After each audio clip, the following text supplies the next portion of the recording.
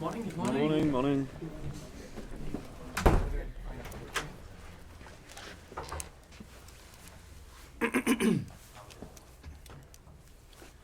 Okay. Roberto, first of all, last night when Chesney was sent off, first of all, was it a penalty? Mm. Should it be a red card? And if it should be a red card, should the rule be changed? Well, I think it's a very good debate. I always felt that that's double punishment. There's no real need to give a penalty and a sending off. I think is a very harsh rule in that respect. But I was at the game last night and it was difficult to see if Arjen Robben was going to get to the ball. So obviously it's a very, very difficult decision for the referee in that moment. Obviously, if you follow the rules, if you got a goal scoring opportunity, it's going to be a red card and a penalty. It's very, very difficult to measure if the player is going to get to the ball or not. I do feel that the law is a bit harsh, and it takes a lot out of the team to concede a goal or to concede a penalty, and then on top to lose a player. You feel that is something that maybe needs reviewing, because from that point on it became a completely different game, and what we all want, the football fans, you want to enjoy a game with 11 against 11, and I felt it a couple of times it happened, and you just feel that is too much of a punishment in that rule. Given that you've been watching Champions League football this week, who would you say the best striker in the Champions League is at the moment?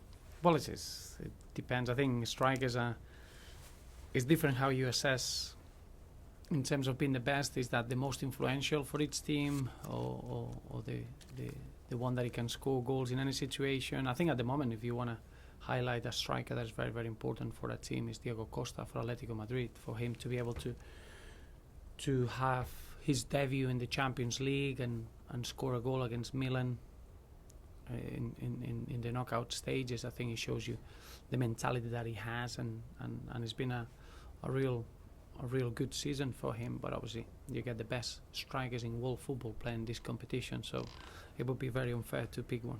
Where would you say then that you're at in terms of realising that dream of getting to play in the Champions League now? Well, it's down to daily work.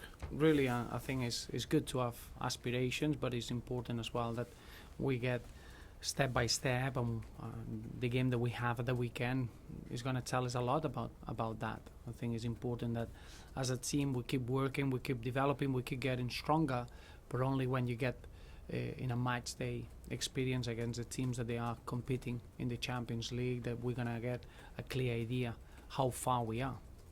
What do you make then of Jose Mourinho? Obviously he's been playing Chelsea's chances down. Where would you say Chelsea are at in terms of their ambitions this season?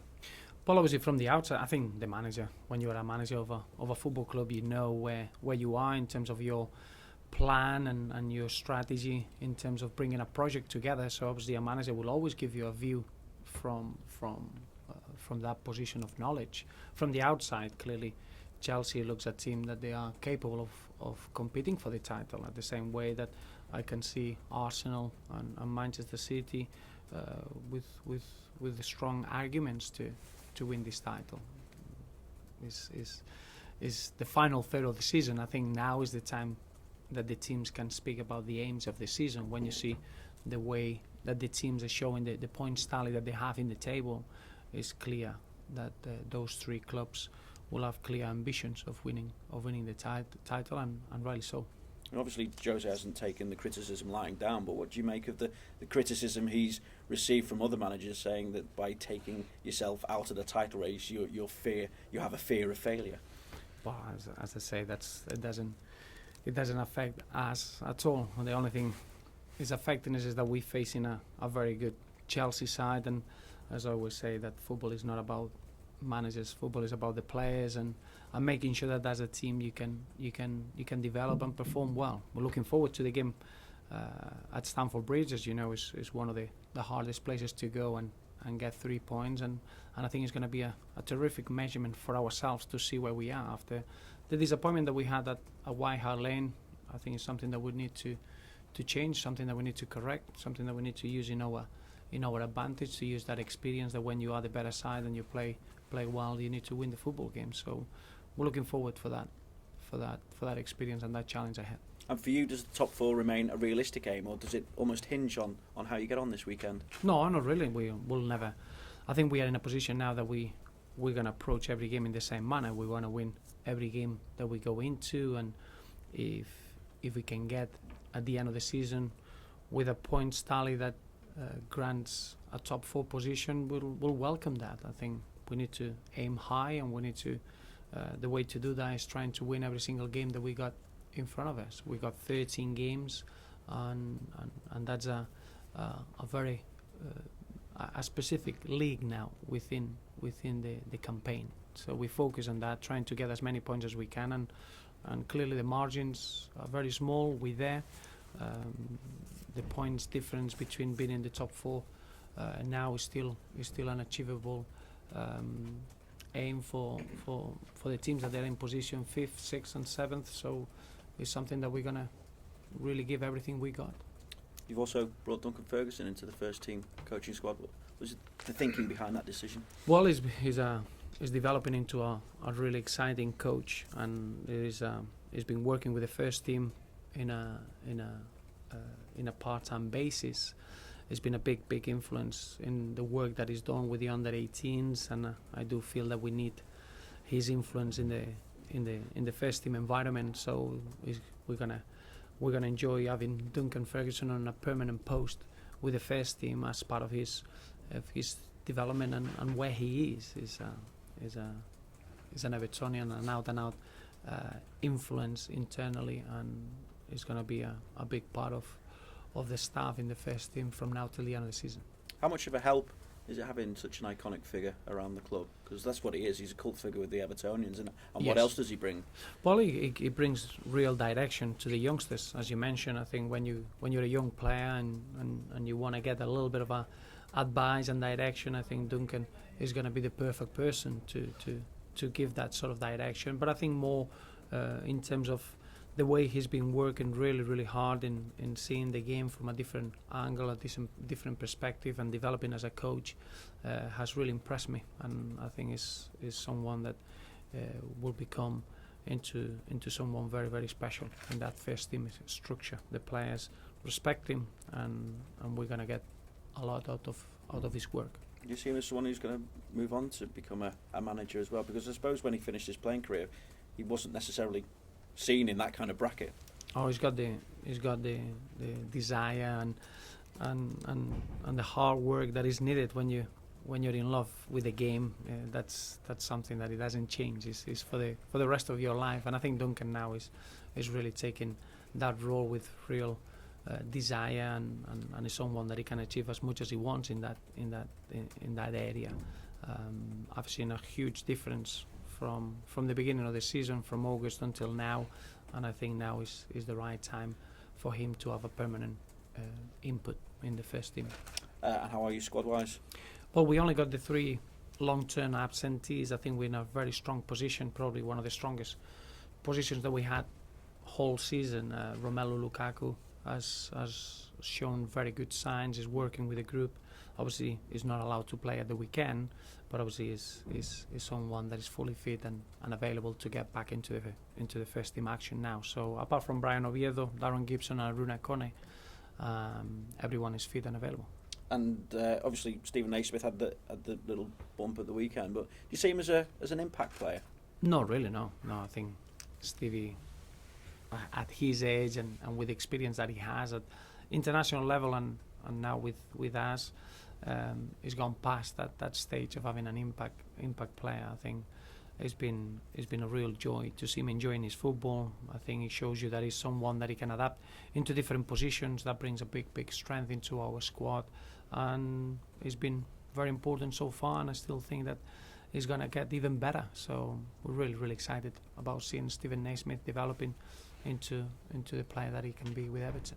Just one final thing away from the obviously the Capital's going to play a big part in this season now because you've got Arsenal away in the FA Cup. How disappointed are you when you hear that the allocation has been cut for Evertonians for that time? Well, disappointed because it's a major football event, and you want to have as many fans as we can. Remember that we are a club that we travel in huge numbers, and you don't want to share any sort of disappointment on fans missing out. Obviously, it's something that is down to safe reasons, and there's not much that we can do. I don't think it's a decision that it comes from the club just towards Everton in this tie. I think it's been a general decision every time it's been a big football event that there could be some safety worries. So disappointing, and I understand the frustration from the fans. It's just making sure now that the ones that they are fortunate enough to be with us and be with the team, make sure that we make it an enjoyable afternoon. Just a couple, if I may. Just as far as Duncan's concerned, what will his role or will his title be with you? Well, as a coach in the first team structure at the moment, obviously he's been working with the first team environment just on a part-time basis once a week. Now I think is a real need for him to become permanent in that role and leave his duties with the under 18s. So it's just making sure that now he can focus on the different aspects that we've been working and his responsibilities, and work more day in, day out with the first team structure. Obviously it's been a bit of a development period for Duncan from the beginning of the season. He's achieved everything that he needed to, and I think now is the right time, and is a real need to have him in the first team environment. Everything is being covered well in the under 18s as well, so it's not going to be a gap. Is the right time for every group to allow Duncan to be working with the first team now. Is he different now than he was as a player? I mean, obviously you mature, you do get older, and perhaps you mellow. I don't know. I hope we all are. No, I think something doesn't change. Is his huge passion about what he does. Is a person that is in love with the game. I think now is very mature. Is very much looking back at all the experiences that is accumulated as a player. But once you retire, I think you're starting a new career and a new way of looking at things, and rightly so. I think now is you go past from focusing on yourself, and you're trying to go into using the experience and the know-how and the quality that you got in your the way of reading the game to affect others and help others. And I think Duncan now has been working really, really hard to go into the very much the little specifics of coaching, the specifics of the way we want to play, and now he's ready to have a major impact in the first team environment on a daily basis. With every respect to the other teams that you've got to face away from home between now and the end of this season, Chelsea is the last one of that top echelon, shall we say, of teams that you face away from home. Your home form seems to tick it a box and do itself any favours. Does that away form need to maybe step up a notch for you to achieve what you need to this season? No, I think it's an interesting way of looking at the season. I do feel that we perform really, really well away from home. I don't think it's been a case of not being able to be confident away from home and not being able to be ourselves. I think we have done that. The only difference I would say is that when you play well away from home, you need to get full points. It's not good to go away from home, play well, and maybe drop 2 points or collect a draw, or even as it happened at White Hart Lane, play well and lose the football game. I think that's the big difference. If there's anything that we can be very, very, or we want to be improving in an area internally, is making sure that when we play well, we need to win the football game. There's no excuses. And I think this weekend is as you mentioned, from that point of view, is going to be the biggest test. As you know, Chelsea got a terrific home form, not just this season, over the years with this manager. So is an incredible challenge that we got ahead. But probably internally we need that. If we can go anywhere in the league and play well, you need to be able to collect the points, and probably that's the area we need to work to fulfill the potential of this squad. In the short time that you've been here as well, the mindset seems to have changed in terms of going to those places. There seems to be a lot more confidence now, mentally, at least, in going there as well. Is that half the battle? It is. I think it's a focus on what we can do, and I think it's just pushing each other to try to perform even better. I think we visit difficult places, not just from a football point of view, it's just from a perception point of view. Going away to the top 4 clubs, if you want, you need to be able to find a way to perform and be yourself. And I think we we've done that. The next step is to make sure that you get the result that the performance deserved, and I think that's where we are at the moment. And as you mentioned, this is the final away fixture where we're going to have the opportunity to measure ourselves again in that area. So it's an exciting challenge for us. And just finally, I think you'd said about the top 3 teams vying to win the title. Is it those 3 now you think that will win the title? Well, if you ask me now, it's such a, when you got one team with a large difference of points, you can easily overcome that. When you got 3 teams that you have to overcome a big amount of points in the final third of the season is quite difficult. So nothing is given. There's a lot of points to play for. Obviously, 39 points for us and 36 for other teams. There's a lot of points to play for. But clearly, the starting position now in the final third, you got the top 3 teams in a very much advantageous positions to win the title, and everyone else will rely on how good we can be from now, how effective we can be from now till the end of the season, to see where that takes us when we get into the 11th of May. Are you referring to the 3 behind the 4th place rather than the top 3 of the Premier League? I'm just trying to be sure on what you're saying, because I don't know whether you're talking about who's going to win the Premier League or who's going to get to 4th place. Because by saying the top 3, all I'm referring to is, are you effectively saying that Liverpool aren't title challengers? I'm just being clear on that. That's all. No, I think you're referring to your chase for the top 4. Very clear. I just wanted to be clear. If you look at the table now, you'll see clearly where you are in terms of the aim of the season. You need to be realistic with it. I think the points tally give you a great starting point. You're looking at the points now that they've been accumulated by the top 3. I think that's clearly a great opportunity to win the title. I think the next 4 teams, they got a great opportunity to get into that 4th place, and then you got a real decisive battle to try to stay in the division. So I think the league is as wide open as you've ever seen, and I don't see it complicated at all.